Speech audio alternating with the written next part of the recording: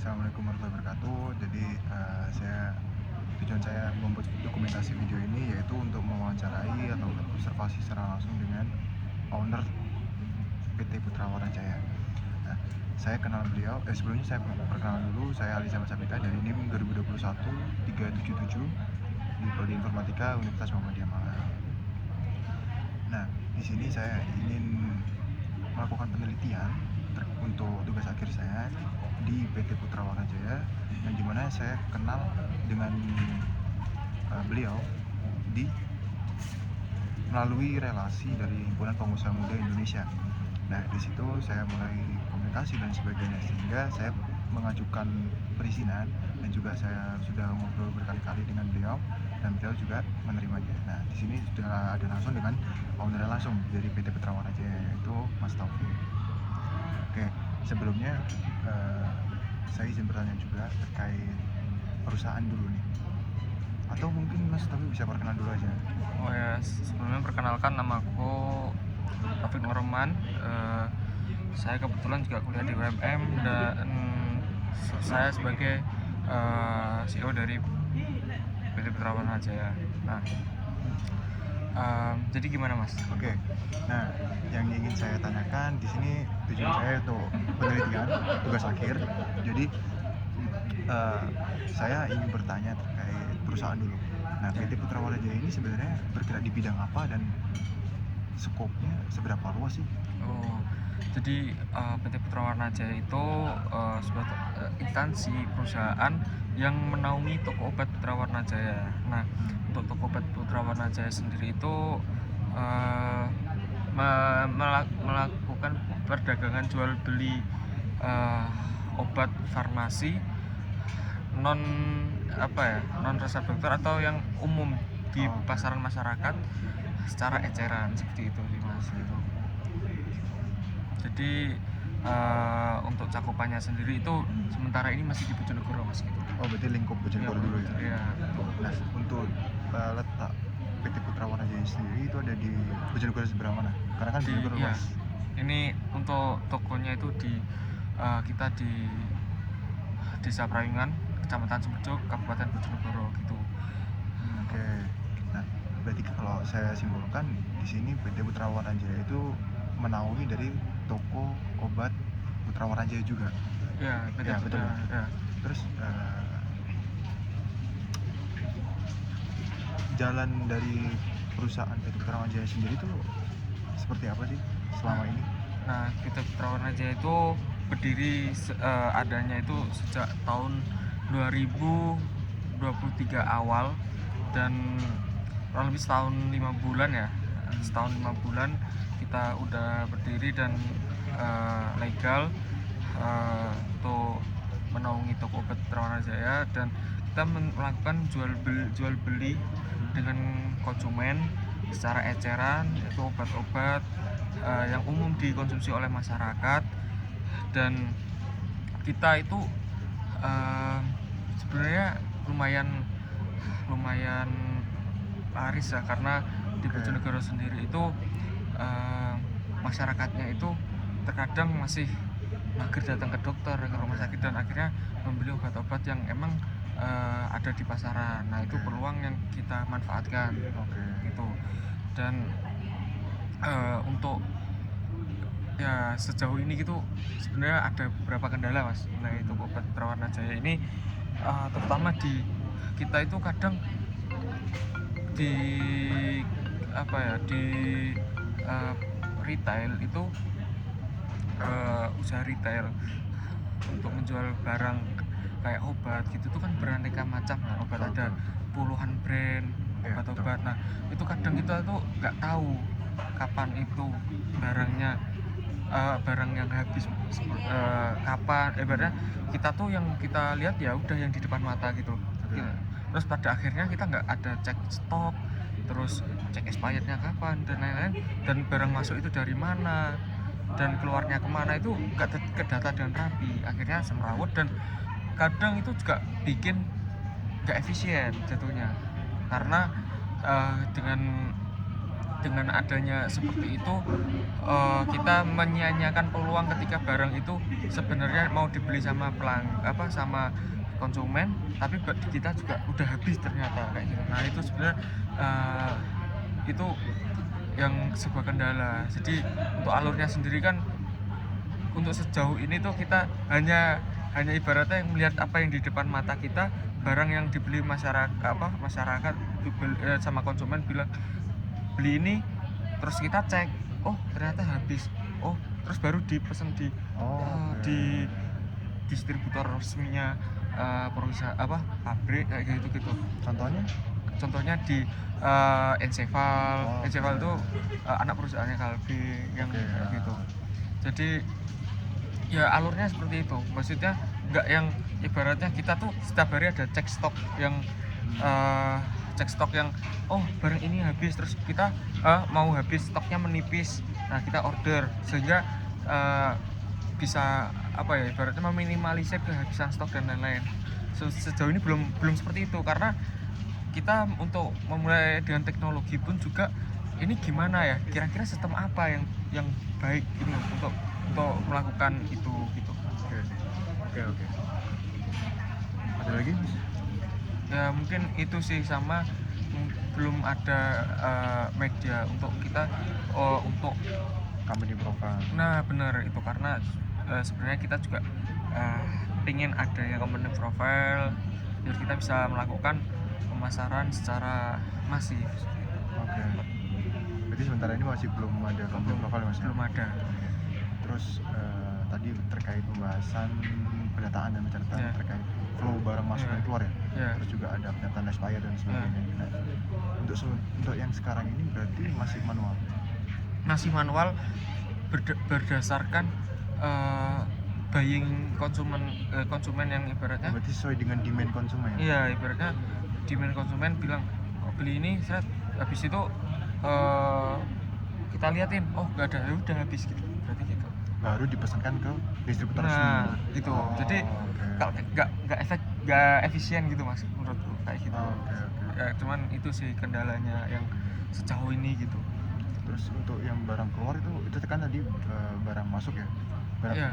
tanpa adanya pencatatan barang masuk, sehingga ketika ada konsumen mau beli jadinya kita nggak tahu nih stok kita ada apa enggak, Iya. karena kan miss di situ. Iya. Nah kalau misalnya barang keluar gimana, Mas? Barang keluar Alurnya? ya barang keluar ya udah kita ambilin dari stok yang ada di gudang, terus habis itu kita kasihkan ke konsumen yang beli, terus kita kasih nota yang ibaratnya ya nggak ada nota-nota yang secara stroke dan lain-lain, itu nggak ya konvensional banget gitu mas. Jadi barang keluarnya ya udah yang apa yang ada di stok itu kita keluarkan gitu, nggak yang ibaratnya alur keluarnya mungkin ada pesanan atau gimana. Itu sejauh ini kurang sih gitu kita. Oke. Terus berarti untuk barang ketika ada konsumen beli itu ada nota atau kayak bukti pembayaran, misalnya Ya. konsumen beli Ya. terus pasti kan kita dapat nota dong. Nah apakah flow itu juga ada? Cuman Ada juga. itu masih konvensional, tulis tangan ya gitu, Oke. nggak yang biasanya kan di apotek gitu kan pakai Stroke gitu ya, stroke langsung gitu ya, ya. langsung jadi gitu ya. Oke. Terus juga ini mungkin yang saya pengen tanyakan juga terkait, jadi tadi kan kalau misalnya barang habis bakal masuk ya, dipesankan barang masuk. Nah barang masuk ini nantinya ada yang staff untuk menerima di gudang atau gimana, Mas? Jadi untuk barang masuk juga itu kan juga harus ada atas kita pemesanan itu ada alurnya, itu juga melalui atas izin dari ini sih. Kalau bagian gudangnya ya dari karyawan, cuman nggak detail untuk mengecek stok. Cuman untuk pemesanan ini kita juga harus ada izin dari asisten apoteker yang ada di toko obat itu ada. Jadi untuk pemesanan ke distributor itu nggak asal kita pesan, cuman harus ada tanda tangan dan ACC dari itu. Berarti emang Ya. alurnya tuh belum resmi dan dipantau juga sama komunitas, karena kan Ya, ketika pesan juga harus ya. ada pihak apoteker yang Ikut yang pesan. mengetahui Ya, gitu gitu ya. sebagainya, buat kontrol gitu ya. Ya. Oke. Nah berarti tadi setelah barang masuk ke perusahaan, dari perusahaan dimasukkan ke gudang. Ya, Dimasukkan ke gudang itu diterima oleh staf yang ada di sana di ya, gudang. ya benar. Oh, Terus oke. dan asisten apoteker ini juga melayani pembeli juga kayak gitu, karena jadi untuk konsumen yang beli itu juga atas pengetahuan dari asisten apoteker itu tadi gitu. Oh, Untuk oke. ya, jadi kalau untuk yang di gudangnya itu masih masih ibaratnya kurang masih untuk ngeceknya, karena kita juga kadang itu apa ya, yaitu kalau kekurangan kita karena barangnya banyak, bingung udah tumpukan terus akhirnya mana nih yang habis gitu. Oke, oke, oke. Berarti tugas asisten apoteker ini sebagai admin juga atau gimana, Mas? Lebih asisten apoteker ini ketika kalau di toko obat saya itu dia juga bukan admin, cuman pelayan yang ibaratnya ada pesanan orang beli itu diambilkan barangnya, dan ketika ketika barangnya habis untuk memesan di ini harus juga mengetahui asisten apoteker untuk karena proseduralnya seperti itu dari perusahaan yang menyuplai, dan itu aturan untuk dari toko obat sendiri harus ada asisten apoteker. Dan juga itu SOP dari Bener. perusahaan PT Putra Manusia sendiri juga ada Ya, ya. ada seperti itu juga. Ya juga harus seperti itu gitu Mas. Tadi kan disebut juga tentang toko-toko dan lain sebagainya. Nah, sebenarnya perusahaan itu tugasnya tuh sebagai apa? Karena kan tadi yang saya dengar kayak ini tuh masnya sebut toko juga, terus sebut perusahaan PT Putra Jaya juga. Nah, sebenarnya pembagian tugasnya antara toko obatnya sendiri dan juga perusahaan sendiri itu apa? Karena kan Ya. kurang lebih yang saya tangkap sama gitu, dan juga namanya pun juga sama. Jadi kalau PT Putra Warnajaya itu yang ibaratnya melindungi. Jadi toko obat itu izin dari Kemenkesnya. Nah, cuman dari kementerian yang ibaratnya Kemenkumham yang mengizinkan toko obat ini beroperasi itu atas dasar dari PT Putra Warnajaya itu, yang memayungi ibaratnya seperti itu. Jadi kayak ibaratnya PT Putra Warnajaya ini punya PT perseorangan yang punya usaha namanya toko obat Putra Warnajaya. Oke. Padahal sebenarnya kalau misalnya toko obat sendiri tanpa adanya perusahaan, apa tetap bisa beroperasi? Tidak bisa, karena harus ada yang memayungi, entah PT perseorangan atau PT ikut yang lain. atau CV atau harus ada badan usaha yang memayungi. Berarti begitu juga kayak apotek-apotek yang biasa-biasa itu Nah. tetap dia Ya. punya PT juga ya? Ya. Entah itu PT-nya ikut orang lain dan itu Ya, cabang ya. berapa. Oh, berarti seperti itu. Oke, oke, oke. Nah, terus untuk pencatatan tadi kan berarti kan yang saya rangkum adalah kurang jelasnya barang masuk, barang keluar, dan juga expired, jadinya bingung semua. Ya. Ya, dan toh pun ada itu juga pasti nggak sedetail itu. Ya, Betul ya? betul. Itu yang cukup sebenarnya bahaya kalau semisal Iya, benar-benar. karena kalau semisal nggak ada flow yang jelas gimana sistem barang ini, karena ya kita juga manusia, karyawan juga manusia, jadi ya kita perlu mewaspadai dari SDM itu sendiri juga. Kalau dari perusahaan sendiri itu kalau misalnya staffnya sendiri atau karyawan sendiri itu antara perusahaan dan toko itu sama atau beda? Perusahaan punya staff sendiri, toko punya staff sendiri, atau digabung jadi satu? Digabung jadi satu. Total karyawannya ada berapa, Mas? Ada 1, 2, 3. Ya, total karyawan itu sama yang ada sama asisten apoteker sejauh ini ada 3 sih Mas. 3 ya? Ya. 3 itu bagian gudang 1, terus juga Gudang 1, terus yang di pelayannya itu ada yang bantu asisten apoteker itu 1, sama asisten apotekernya 1. oh berarti bagian gudangnya satu, terus juga itu yang tadi yang satunya lagi itu kan bagian kayak pelayanan sekaligus admin berarti. Ya, Iya. ya, Terus setelah itu ada lagi satu yaitu asisten caretaker yang itu emang SOP dari ya, perusahaan sendiri. ya, Oke. Dan itu SOP dari Kemenkes juga. ya, SMP dari Kemenkes juga. Oke. Oke. Terus kira-kira yang proses lain selain itu yang masih janggal dan kayak apa ya? Mungkin dari perusahaan sendiri atau karena kan saya ngangkat penelitian ini di perusahaannya. Iya. Nah, kira-kira yang masih kayak janggal dari entah itu alurnya, entah itu gimana caranya itu kira-kira apa? Menurut saya tuh ya yang menurut masih kurang itu ya yang di ini aja ya, itu dari segi inventory itu sih menurutku, yang Kayak monetary stock gitu ya. inventory stoknya aja yang menurutku kurang. Terus habis itu mungkin di inventory stock itu bisa nyabang ke quality control dari obat-obat itu, ibaratnya expired tanggal berapanya itu kan kita juga nggak tahu gitu. Jadi inventory kan, kalau misal bahas inventory kan hanya sebatas stok barang ini ya. Betul. Cuman quality control itu juga perlu diperhatikan karena kita juga menjual obat ini kan untuk dikonsumsi juga. Pernah ada kejadian kayak misalnya miss gitu mas, kayak misalnya barang yang dijual karena kan minimnya adanya pendataan ya, pernah ada kejadian seperti ternyata obat yang dijual itu sudah mepet dengan masa expire dan itu pernah ada konsumen yang melaporkan, ada pernah kayak gitu nggak? Sementara ini belum ada untuk ini ya, untuk barang